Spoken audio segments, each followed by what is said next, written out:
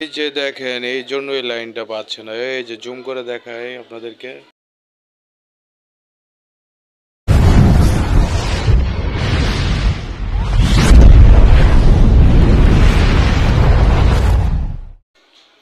আপনারা দেখতে পাচ্ছেন এটি একটি 48 ভোল্টের ব্যাটারি চার্জার। তো বন্ধুরা, আবারও হাজির হলাম নতুন একটি ভিডিও নিয়ে। তো এই চার্জারটিতে লাইন দেওয়ার পর কোনো লাইন পাচ্ছে না। তো আমরা এটাকে প্রথমে খুলে নিয়েছি। আমরা এক এক করে দেখব কেন লাইন পাচ্ছে না। তো প্রথমে সে বলছে যে এই সুইচটার এখানে মুভ করলে স্পার্ক করতো। তো আমরাও খুলে নিয়েছি, এখন দেখব। তো শুরু থেকে আমরা এসি কর্ড থেকে শুরু করে আমাদের যে কানেকশান, ফিউজ কানেকশান, ওটাও দেখব।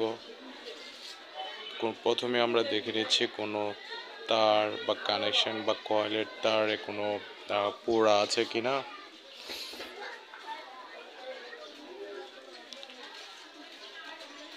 কোনো পোড়া অংশ আমরা দেখতে পাচ্ছি না এই মুহূর্তে। আমাদের করণীয় হচ্ছে আমাদের মিটারটি দিয়ে আমরা প্রথমে ফিউজটি চেক করে নেব, তারপরে তারটি ঠিক আছে কিনা এটাও দেখে নেব।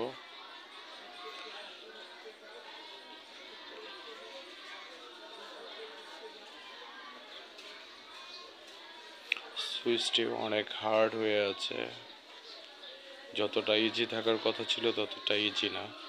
তো আমরা প্রথমে ফিউজটা মেপে দেখছি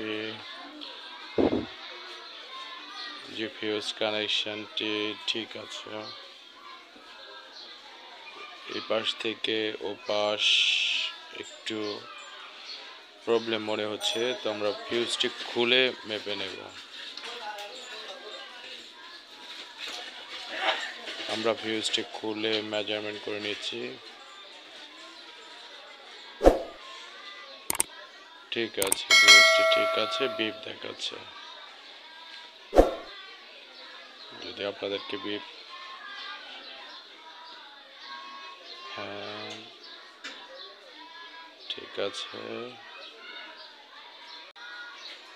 মোটামুটি সব কিছু চেক করার পর আমরা কাস্টমারের ভাষ্য মতে তারা বলছিল যে সুইচের এখানে স্পার্ক করে।